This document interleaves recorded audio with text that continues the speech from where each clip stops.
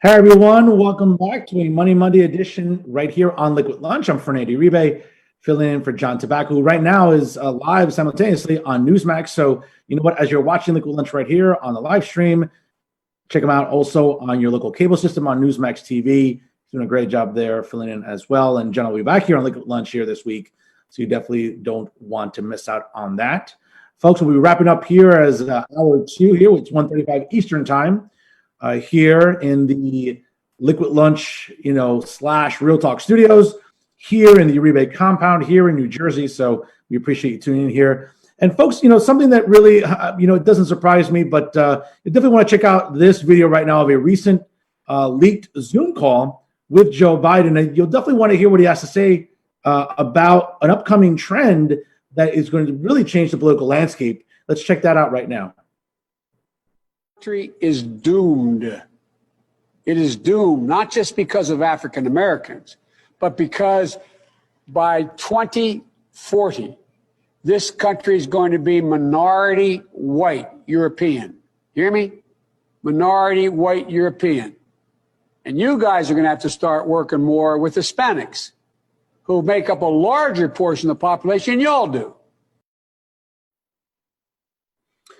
Well, folks, you can hear the despair in Joe Biden's voice when it comes to how the left views identity politics. As we all know, there's this overwhelming fixation when it comes to the left as it pertains to identity politics. Everything's about race and gender. Yes, and there's only two genders, folks. Again, hopefully, if you pass high school biology, you would know that.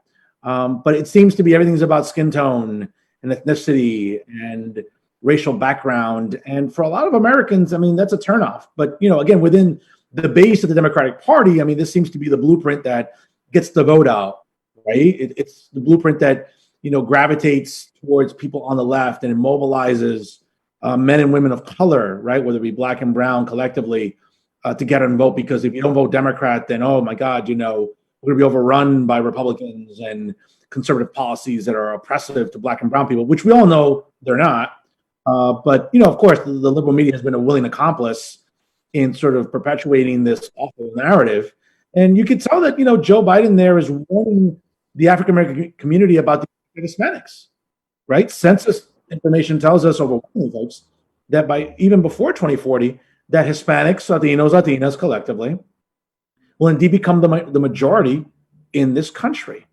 And what that does to the white population and, as well as African-Americans, remains to be seen. But it sort of reminds us again about the differences Joe Biden running for office, right, as he did this past election season. And we also know that when he ran in 2008 as the running mate for then the U.S. Senator from Illinois, Barack Obama's ticket, we saw that these were fundamentally very, very different campaigns. Now, we all know COVID did a lot to change campaigning.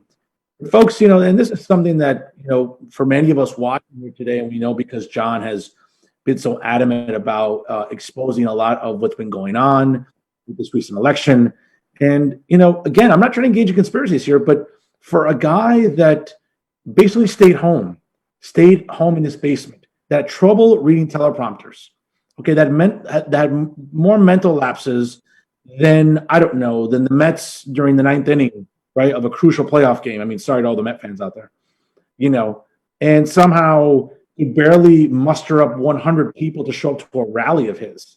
I'm supposed to believe that people like Joe Biden, you can hear how alarmed he is, how scared he is in this leaked Zoom call.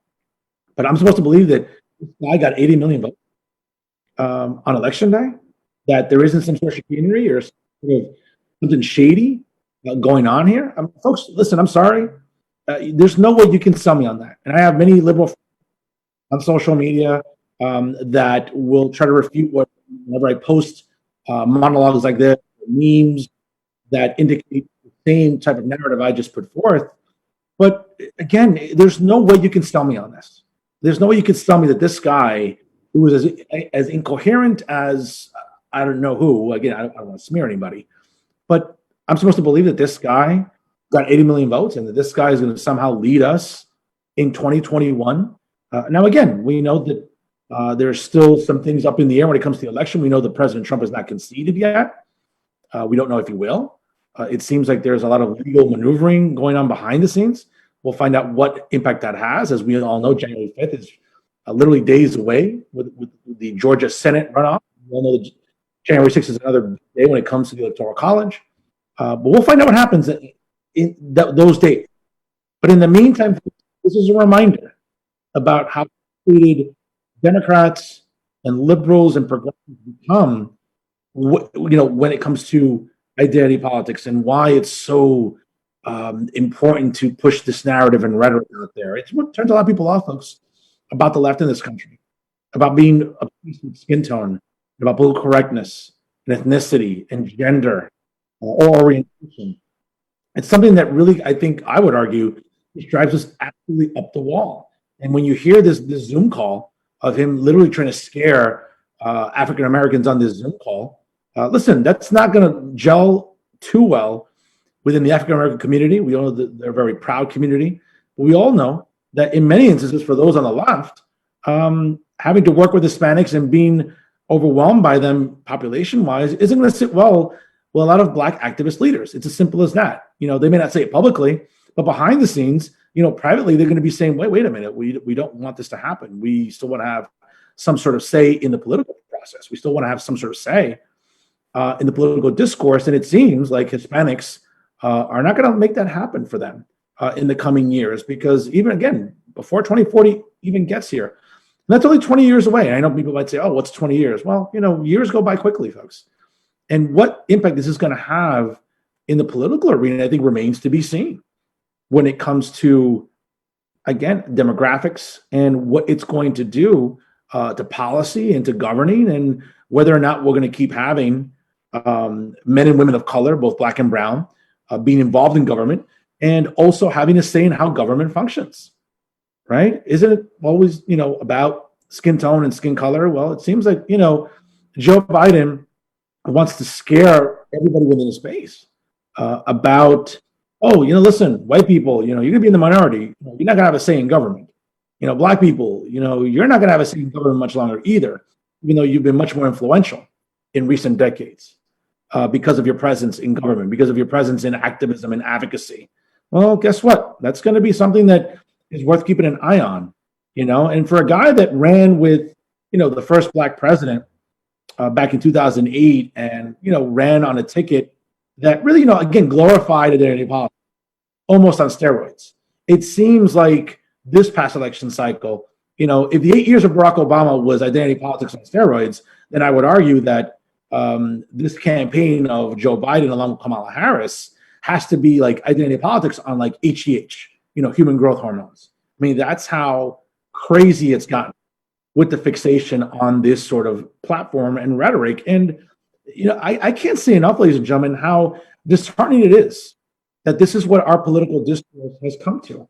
The idea that we have to be so obsessed with this sort of concept, and whenever you talk about it in, dinner parties when you can have them, or whether you talked about it at networking mixers or cocktail parties, or even on social media, the idea that you push forth the notion of, people on the left are just obsessed with identity politics.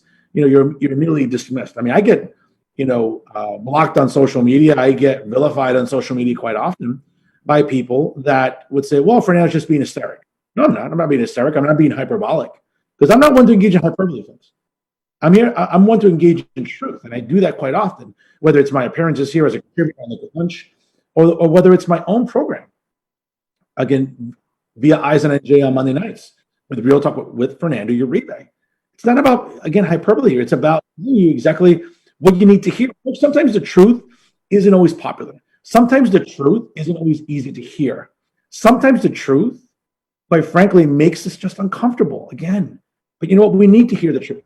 And that's why programs like this, like Lunch, and that's why my program, Real Talk with Fernando Uribe, and others online are so crucial and vital in today's political climate, because we're the only ones talking about this. We're the only ones that are trying to open your eyes about, hey, it's not always about identity politics. It's not always about, racial affiliations or anything else. It's about just having sound policy prescriptions.